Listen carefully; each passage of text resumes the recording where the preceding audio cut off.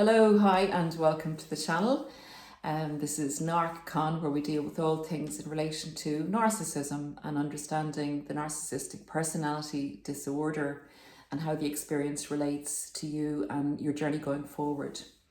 So today we're coming to you from a new location, as anyone that regularly follows the channel will observe, and both Remy and myself are at a seaside place that we come to every year. So Remy has decided that he will join us in this podcast. He wasn't staying out of the room, so we found him a suitable spot, and he is listening in as always and wishing everybody who is out there not going through such a good time peace and harmony and healing. We're going to deal today with when you drew your spiritual sword against the narcissist and said no, whether it was subconsciously or consciously, and you actually vocalized that, when enough was enough and you just decided, no, I'm not doing this anymore. And it was a definite moment, significant moment in your life when you actually advocated for yourself. So we're going to look at that. It's come up a lot in coaching recently, and we're going to take it to how that translates afterwards and the trajectory and what can come of it in the best possible circumstances. And I suppose a little bit in a way how the narcissist will react to the consequences for you of making that decision finally sometimes for people in their lives. So just to say, anyone that does follow the channel and that likes Remy's participation in our healing journey, I'm going to attach a little 2-minute section at the end where we go on the beach at this location, which is stunningly beautiful in the kingdom. It's called, the county is called the Kingdom of Ireland. That's County Kerry for anyone that would like to visit Ireland or knows it well. So without further ado, let's get into it. We all land on Earth, and I often say this in podcasts, we all land on Earth, we all land into certain circumstances with certain physical and emotional and mental attributes. Some of us are challenged very early on from the beginning in the circumstances we land into, whether it's family or a war zone or whatever circumstances we're born into. Some of us end up going from a family where there's a narcissist to a school or institution or working institution environment, or we get surrounded by or attracted to more narcissists than would be your fair share. The message that we receive back about who we are can often be somewhat flawed, but it's repeated enough times by narcissistic individuals who have to put us down in order to feel good, or are threatened by something that's beautiful in you, whether it's spiritually beautiful, whether you're physically beautiful, whether you're a combination of those things. And I mean when I say beautiful in that you are full of love, you like to do good, you try and live a good life. We're not talking about saints here, we're not talking about perfect people, but we're talking about people who do not seek to destroy others to get their needs met. We're talking about people who are productive, who like to help others and themselves thrive, who just live a really great life, who want to live a great life, who want to have great laughs, want to be, sometimes it sounds boring when you talk about good people. It's the exact opposite. You can have a great laugh, a great time, and you get the fullest amount of vitality and enjoyment out of life. And you can have your humor that's a bit sarcastic, that's a bit even dark sometimes, if you want to say it like that. But in the whole and on the whole, you're a good person. You're fed back, a negative self-image maybe, and your self-esteem may not be what it should be. And you develop, luckily, hopefully, with some other good influences in your life, and you don't decide to become a narcissist. You decide to try and do your best to be a good person. And a lot of the time you don't actually feel good enough because of what you met at different times in your life with other people. So that's the kind of the narrative or trajectory to when it builds up for you to draw your sword. So you have a set of values that you've built into, and I've described the type of person you may present as, and you seem to attract narcissists in your life. And a lot of the reason for this is that you've been blinded to the fact that there is goodness in you, and you've been blinded to the fact by the negative feedback from meeting too many narcissists in your life, for attracting them with the light that you have. You haven't fully understood exactly what you carry within you. So you enter an intimate, I usually take the intimate relationship with a narcissist. Some people can discover this in a work situation. Some people can discover this when they break away from a family or a toxic environment or a family member. You're in a relationship with a malignant narcissist that's covert. So initially you don't understand what you're dealing with, and you may not have any experience or knowledge of NPD or what a narcissist is. And you go along in the relationship because it feels quite familiar to you, because that's what you've come from or experienced. Narcissistic love, if you want to put it like that, in inverted commas, as you've grown up. Or you've also doubled that up with a narcissistic friend or a narcissistic experience in your school or workplace. You go into that relationship making the normal allowances that you have made already in your life.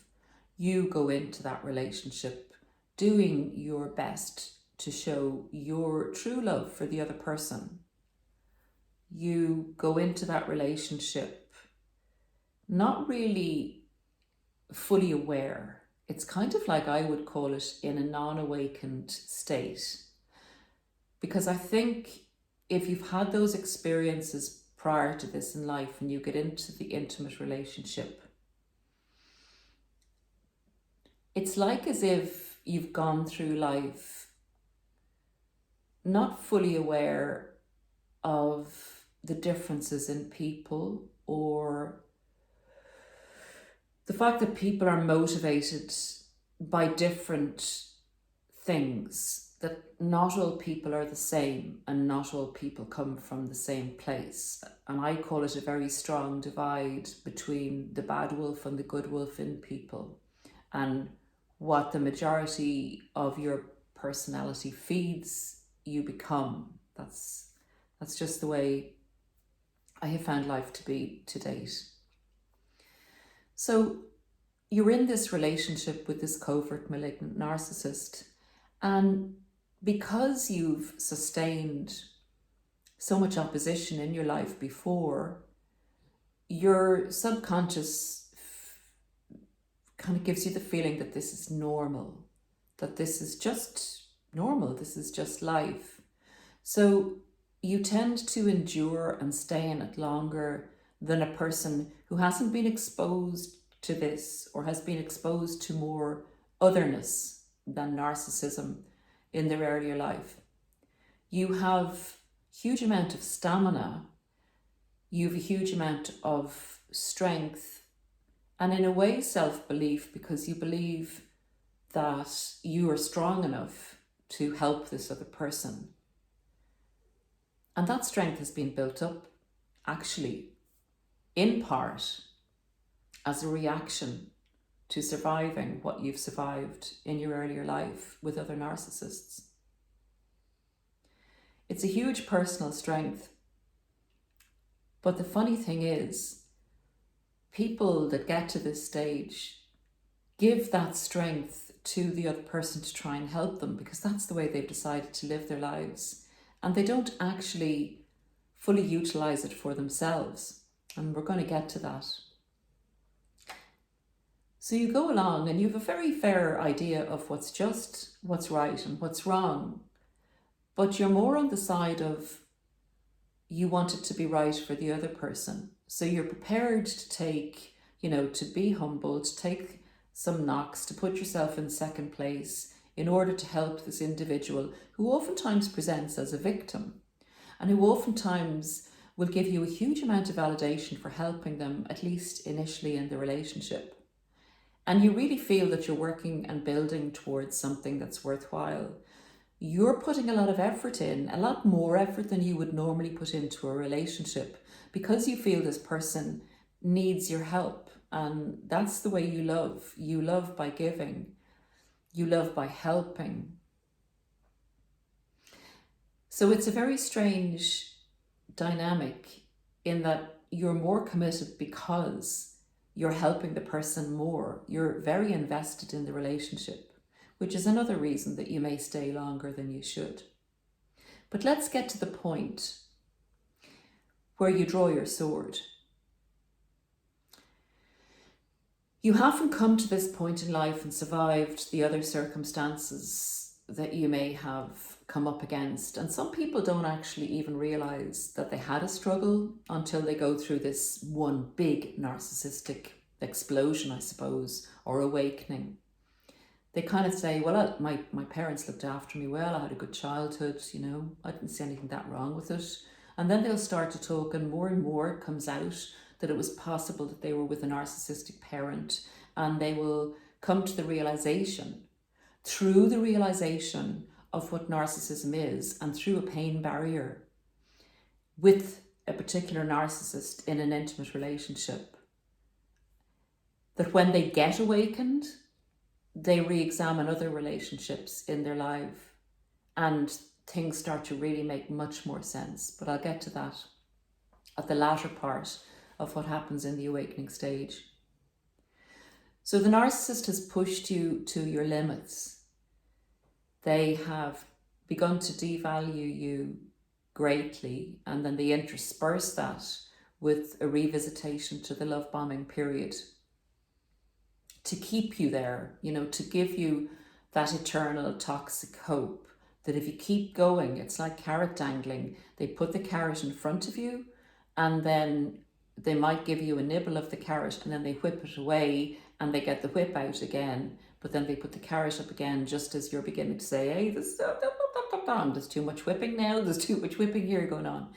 So there's too much torture. I need some hope again, and they'll give it to you. So you get to the stage where you've had enough and something clicks. The narcissist does something that you see through and you suddenly realize, oh my God, that's what they're after. That's the truth. That's your moment of the truth, really, and accepting it. The truth is presented to you. I know in one of my own circumstances with one particular narcissist, I suddenly realized why he loved, in inverted commas, me, and it was for financial gain. It's suddenly, all those little hints along the way that you choose to ignore and say, he or she, they love me, really. And you don't want to look at that part. You don't want to look at the truth. And then they do something and it clicks in your brain. You suddenly realize, no, that's the truth. Then there's the time, seconds, minutes, days, hours, when you have to decide, well, you've been shown the truth. You know that's the truth. What are you going to do about it? And you say, enough is enough. It may be instant. It may take a while. And you draw your sword. You may go on a little bit further in the relationship. You may call it a day. You may say to the narcissist, you want a discussion, but you know you're done. You may even try again, but you know you're done. You know you're done. You know that person is your enemy. You know that person doesn't love you. And that's the time you have to advocate for yourself. Sometimes you kind of don't want to advocate for yourself. You may draw up some boundaries in relation to the narcissist. You may still have some toxic hope and feel that this will work, even though you know who they are. You're so, I suppose, addicted to them that you want to stay with them, even in acceptance of who they are. You think, maybe I can make this relationship work, even knowing who they are, even knowing they don't love me. Maybe that's good enough for me. But somewhere at a deep level, you know this is wrong. The narcissist may discard you, or you may walk away from the narcissist, but it's a point of no return. And I'd love to know when you knew your point of no return, when you drew your sword. We're going to get into what that actually feels like, the consequences of that, and when you make the decision to draw your sword, what do you get in return for doing that when you advocate for yourself? I would call this when you spiritually choose your ideals and your beliefs over what the narcissist has tried to groom you into believing. They have tried to get you to live in your ego rather than in living in what you feel is right, rather than living in the truth. Not your truth, not my truth, but the truth. In reality, you choosing to draw your sword and say enough is enough and I don't agree, and my values and what I believe in and who I am are important enough now for me to have to fight for. Because if I don't fight for this, what I believe in, if I don't fight for myself now, I know this is the point of no return. And that's when the biggest battle of your life begins. And that's when it should all go right, because you've made a really healthy, good choice for yourself. But actually, instead of getting initially rewarded for that, you get the most painful experience probably you've ever experienced in the whole of your life, or at least on a par with the most painful experience you've ever experienced in your life. So for the first time, maybe you're advocating for yourself. For the first time, you're saying enough is enough. I don't agree with you, and I am important and my ideals are important. And you've probably never done this before.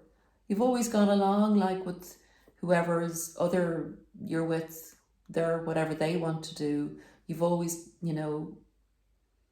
not stuck up for yourself. You've always taken criticism on board. You've introspected. And finally you say, no, what I believe is right. And I'm important enough to stand up for myself. And I'm going to meet myself. I'm going to finally be true to myself. And I'm going to not be the version of other people's opinions. I'm going to be my own version of myself, the true self. And remember, that's not what the narcissist can ever do, unfortunately for them. They advocated for something other than the true self. And in a way, people who have been brought up in a narcissistic environment, who've never really self-actualized or understood who they are, have also been hiding their true self. And I will certainly say that for myself as well, because I never had the confidence in thinking I was good enough. And that is a common denominator, even with people who've even done really well in their lives. They've never actually accepted that little person in them who is the real self and said, you're good enough. In fact, you're just as good as anybody else. And what you feel and think and believe is important, and it's vital, and it's needed in the world. And you're a part of something.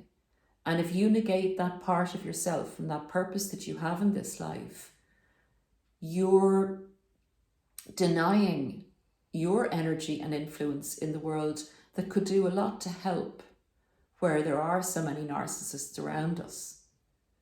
You are an important part of us. You belong. You're an important part of humanity. And if the narcissist can get so many people to fall by the wayside, or to join them, or to take a different option out of their own existence, put it like that. Then that energy builds in the world, and we need to start making an influence here in upholding ideals that keep humanity prospering and don't destroy it. So that's enough on that subject, but I think it is important to realize that you're important and that you're part in the overall dynamic and a part of your own, of us, is important. So what you get for drawing your sword is oftentimes abandonment, rejection by a narcissist, a smear campaign against you, telling you that you're the reason for the failure of a relationship and that there's something really wrong with you. At this point, the narcissist will really come in and try and use all the triggers from the past that worked with you when they told you that they knew the right way and that they were superior to you and that your values were wrong. When you were being kind, you were being a fool. That's what narcissists usually try and get people to believe. And that to come on their team, to do things their way, to walk over people, to trick people, to do better than other people, that those things are the way forward. And then you draw your sword and you say, I'm not doing that. I don't believe that's right. I don't believe that's right. That's not who I am. I reject you. I reject you. Does that sound familiar? I reject you, Satan. I reject your ways. So the result of you doing the right thing is a set of, I think, bombs going off against you. There's the abandonment bomb. There's the smear campaign bomb. There's a huge force forward again against you to make you feel that you're not good enough. It's a real battle. It's a battle out. So the reward for doing the right thing is pain, is immense pain. Probably you have to face all the pain of the past. You have to face into a window of truth, and then you have to decipher where you fit in that. You have to really look at yourself and sit with yourself and think, am I not good enough? It was important enough for me to draw the sword and say no. And then you have to build on that. You have to build on that instinctual survival trust that you made against the narcissist. And you're left with just pain. And it seems so unfair. But I'll tell you the good part of this. I'll tell you what's sitting with that pain finally, for making the choice for yourself finally, for making the choice to believe your own beliefs and values and to stand by them. That's very hard. That's a very hard thing to do. I would suggest definitely, if you can, get as much support as possible to work on your self-care, to work on your self-esteem. This is a period of life where you're transitioning. From one side, you're transitioning across a bridge to being able to live in the fullness of you, to a full new life that you can define on your own terms and in your own terms. And you can become your very best and most vital self. You can get enjoyment and joy from the briefest of moments, from the simplest of things, where you're free from the anxiety of living in narcissistic energy. It's like as if you have to go through this pain barrier to understand the truth, to understand that you are indeed good enough. Indeed, you're more than good enough, and you could actually help other people, genuine people, and support them. That your values are of consequence, and that you living in your value and your purpose will make a difference overall on this earth. It'll make a difference to you, and it'll make a difference to people who come up against you and with you. It could save somebody's life. Your influence could, something you say, something you do, an act of kindness, could send somebody on a totally different direction in their life, and could have circular consequences. You know, when you throw a stone in a pond and a ripple consequence out, you're needed. You are needed. We need you to go through this pain barrier, to understand the contrast of deep pain and deep joy. And not everybody gets the chance to experience this type of a spiritual awakening. I'll just say something here that this is what I believe. I believe that we live many lifetimes. I believe that our soul lives and comes back and goes back into divinity and comes back again for another life experience.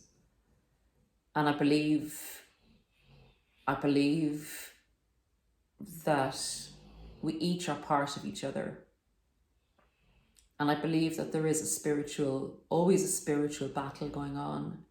There's so much cruelty in this world. There's so much destruction. In order for us as a human race to survive, and to literally to survive, each and everybody's part here is essential.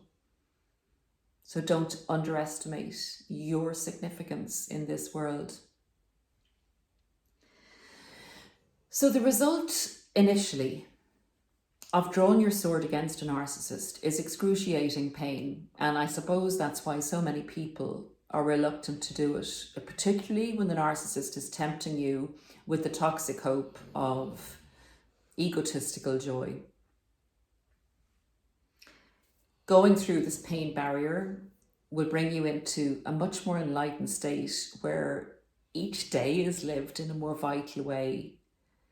Your experience of life is essentially doubled or trebled. So you're literally buying yourself, if you have 10 years, say, of your life left, you're buying yourself 30 years because you experience life is so much more, so much more.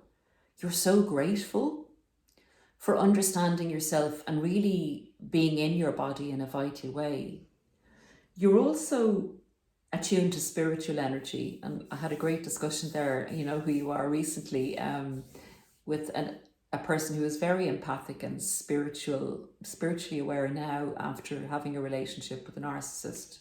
And we were talking about even going on walks, and I have mentioned this before, passing by somebody whose energy feels, and then passing by somebody, it doesn't happen too often, but you do pass by someone you feel, an angel has just crossed my path. It is extraordinary. It is extraordinary how going through this pain barrier, it's like going into a time machine and coming out the other side. Your whole life is different. And again, share for others in the comments, please, how worth it is to get to the other side of this dreadful experience with a narcissist and having to make that choice that is so really painful. Another thing you'll find in your life as a result of this pain barrier and drawing your sword for yourself and advocating for yourself is you will have a set of natural boundaries. So you'll still attract narcissists because you're empathic, and sometimes that exudes from you nearly. It's hard to hide your empathy, and maybe we shouldn't in a way, just protect it. You will have a natural set of boundaries because you've literally been initiated. You've literally had to say, this is me and this is what's important to me. because if you don't stand up for that, it's going to get trampled on by a narcissist and you can't afford to be destroyed again. So you will have a natural set of boundaries where if somebody does something or asks too much of you, you'll draw back. It doesn't mean that you're a changed person. It means that you're now protecting that which is divine, that love within you, that capacity within you, and it is a power within you that you have now harnessed, that you can now see, that prior to this, the narcissist could see. Funny that, isn't it? The narcissist could see it because it was in such a contrast to them, and they knew you couldn't see it. They knew that. An awakened empath is an awakened human being, because that's what it is to be a human being, is a powerful thing. And finally, what you have is, and this needs work, after you are out of the narcissistic relationship, you've gone through the pain barrier and you're healing, you will discover your purpose. And that takes pushing in a certain direction. Even if you don't know what your purpose is, taking small steps, get some coaching, read a book, do whatever you need to do to define what is your passion and purpose in life. There is nothing more fulfilling than living your purpose. And it is so strange because a lot of us seek a relationship, and particularly an intimate relationship, in order to feel happy or to be happy or to feel not alone. And the greatest company in life, I have found, is your purpose and appreciating yourself. I don't mean in a narcissistic way where you think, "Ooh, I'm the bee's knees." I mean appreciating yourself in a realistic way and appreciating your good qualities. And when your bad qualities rise, say, now, Mr. or Mrs. Narcissist, I need you at times to drive me forward, your healthy narcissism, but you're just getting a little bit uppity there, and we're going to put you back in your box now, and we're going to try and, get a balance again. So guys, I'm guessing that's about all for today in relation to drawing your sword, your spiritual sword. Hold it well, keep it shielded, keep it for times when it's needed, but embrace the fact that you have survived, or you're on a journey of surviving, or you're still in a relationship with a narcissist, but you know that it's only a matter of time.